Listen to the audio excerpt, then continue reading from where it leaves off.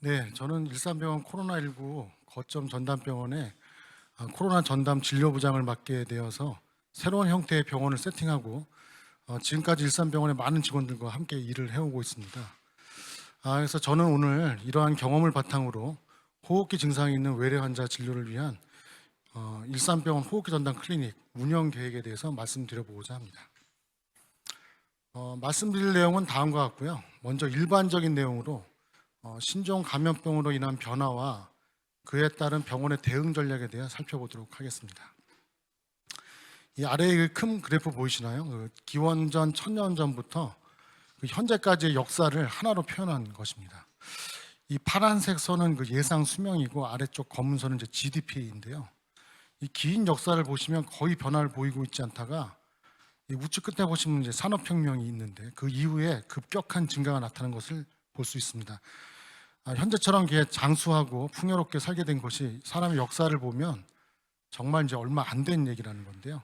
특히 2000년 이후에 정보통신 기술의 발달에 따라서 더욱 가속화되는 변화의 시대에 우리가 지금 살고 있습니다. 근데 항상 이게 좋은 쪽으로만 가지는 않는 것 같습니다. 20세기에 들어서 지표면의 온도가 급격히 상승하는 것을 볼 수 있죠. 과학의 발전으로 지구 온난화 같은 나쁜 일도 이제 많이 생기고 있습니다. 그렇다면 이 전염병은 어떨까요? 우측의 그림은 팬데믹의 역사를 나타내는 그림입니다. 예전부터 지금까지 현재 진행형임을 이제 알 수가 있습니다. 근데 앞에서 보여드린 것처럼 다른 변화처럼 급격히 앞으로 훨씬 더 큰 영향으로 자주 나타날까 이런 게 이제 걱정이 되는 거죠. 그런데 우리는 이미 최근에 사스, 신종플루, 메르스를 겪었습니다. 그리고 또 이 코비드19로 인해서 전 세계적으로 이제 520만 명이 사망 현재까지 하였고 앞으로 더 사망할 일이 이제 남아 있는 거죠. 그래서 마치 4년마다 돌아오는 올림픽이 될지도 모른다는 생각이 드는데요. 그렇기 때문에 이 감염병에 대한 대응 체계 준비가 당연히 이제 필요하겠습니다. 그렇다면 이제 어떤 의료 대응 전략이 필요할까요? 우리나라도 당뇨, 심내혈관 질환으로 대표되는 만성 질환 시대에 이제 살았습니다. 이 경우에 이제 현대의학의 적용과 생활 환경 개선으로 이제 대응을 하였는데요. 지금은 이제 신종 감염병과 퇴행성 질환의 시대라고 합니다. 이미 세상을 완전히 바꿔놓은 코로나19 시대에 살고 있고요. 특히 우리나라는 가장 빠른 고령화가 진행되고 있습니다. 그래서 전문가들은 신종 감염병에 대한 의료 대응 전략으로 디지털 헬스케어를 적극 활용해서 대응하는 것이 필요하다 이렇게 강조하고 있습니다. 보건산업진흥원 연구에서 제시한 포스트 코로나 병원 서비스는 병원 체계가 감염과 비감염의 투 트랙으로 변화하고 대면과 비대면 진료 영역에 대한 새로운 논의가 부상할 것이다. 그리고 안전한 진료 환경 구축을 위해서 디지털 기술을 도입하고 스마트 병원화가 가속화될 것이다. 이렇게 전망을 했습니다. 이와 같이 여러 전문가들이 제시한 신종 감염병의 병원 대응 체계를 요약해 보면 디지털 헬스케어를 적용한 감염병 트랙 분리와 비대면 진료를 포함하는 스마트 병원이라고 이제 할 수 있겠습니다. 다음은 거점 전담병원을 운영하면서 얻은 소중한 현장 경험을 공유해 보도록 하겠습니다. 의료진에게 가장 중요한 것은 환자 안전입니다. 그런데 거점 전담병원 시작할 때와 그리고 지금도 코로나19 대응 체계에서 가장 중요한 것은 무엇보다 의료진의 안전이라고 생각합니다. 좋은 시설과 장비를 갖춘다고 쳐도 의료 인력이 없다면 의료행위 하는 것 자체를 할 수가 없기 때문에 다 소용이 없는 것이죠.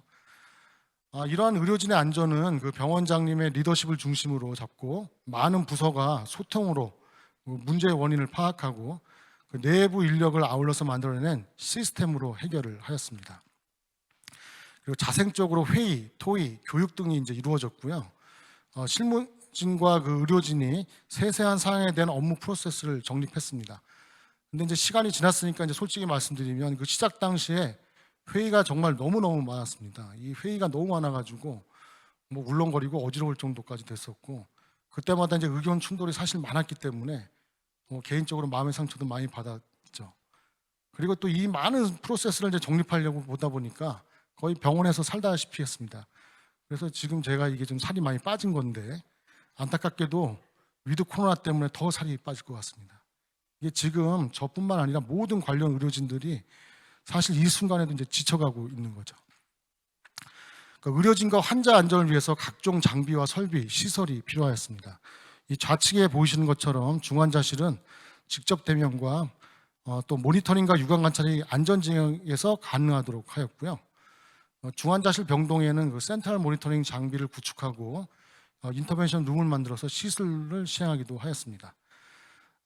좀 더 그 정밀 시술이 필요하거나 수술이 필요한 경우는 그 원내 동선을 확보해서 안전하게 이동해서 이제 실시도 하였습니다.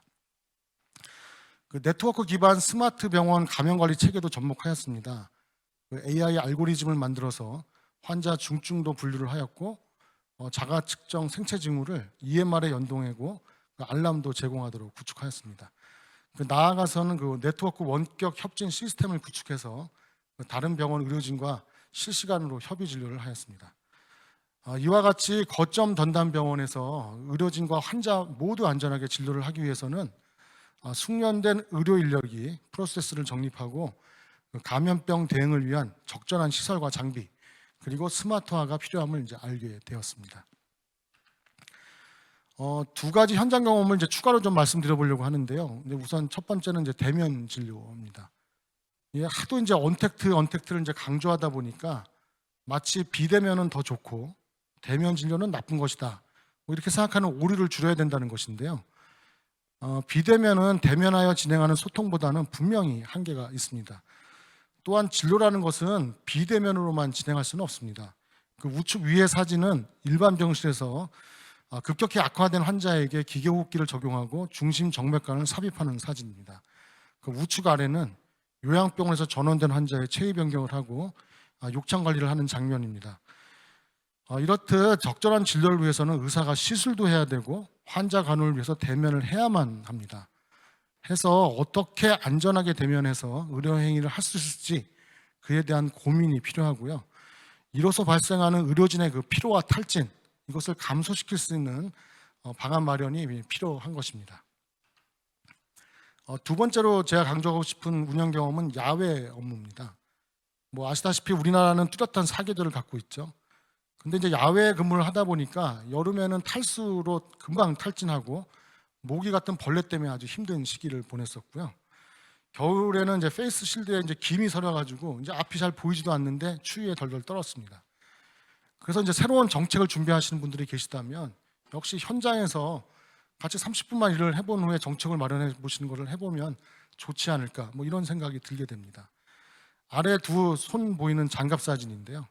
이 좌측은 여름에 땀이 차가지고 퉁퉁 부어 있는 손을 보여드리는 거고 오른쪽은 손이 너무 시려가지고 이제 핫팩을 쥐고 있는 사진입니다. 이게 소독제를 이제 겨울에도 이제 바를 수밖에 없는데 그러면 휘발성이 있어가지고 손이 너무 시려워서 손이 그냥 아플 정도로 시렵습니다. 이처럼 야외 업무는 의료진의 안전을 심각하게 저해하는 요소입니다. 앞서서 말씀드린 외부 사항과 내부 경험을 고려해서 병원을 감염 확산으로부터 보호하고 호흡기 증상이 있는 외래 환자를 보는 공간인 호흡기 전담 클리닉 일산병원 운영 계획을 말씀드리겠습니다. 제가 알기에 국내에서 운영하는 호흡기 전담 클리닉은 기본적으로 임시시설이고 병원 외부에 있습니다. 근데 위드 코로나 상황은 지금 언제 끝날지 알 수가 없죠. 그리고 미래에는 새로운 전염병이 또 발생할 것입니다. 따라서 지속 가능한 클리닉을 운영하기 위해서는 야외 업무를 감소시키기 위한 원내 시설 운영이 필요합니다. 일산병원 호흡기 전담 클리닉을 원내로 이동해서 더 발전된 병원을 만들어 가고 있습니다. 현재 공사를 진행하고 있는데요. 계획대로 되면 12월 27일에 클리닉을 개소하게 됩니다. 그래서 클리닉 진료는 지금까지 진료를 담당해 오던 경험을 축적한 원내 여러 전문의들이 이제 담당을 하게 되었습니다. 좌측 그림에서 보시는 것처럼 외래 진료를 위해 방문하는 환자가 발열이나 새로 발생한 호흡기 증상이 있는 경우에는 이제 정문에서 이제 통제가 되죠. 그래서 환자 분류소로 가게 되고 여기서 이제 필요에 따라 이제 호흡기 전담 클리닉으로 이제 안내가 되는데요. 이 우측 도면을 보시면 이제 의료진의 안전을 반영해서 환자가 의료진의 경로가 이제 완전히 이제 서로 분리되어 있습니다. 그래서 이제 진료실에서 안전하게 비접촉 대면 진료가 가능하고 마스크를 벗게 되는 위험도가 더 높은 검체 채취의 경우에도 검사자가 직접 환자 접촉 없이 안전하게 채취할 수 있도록 구성되어 있습니다.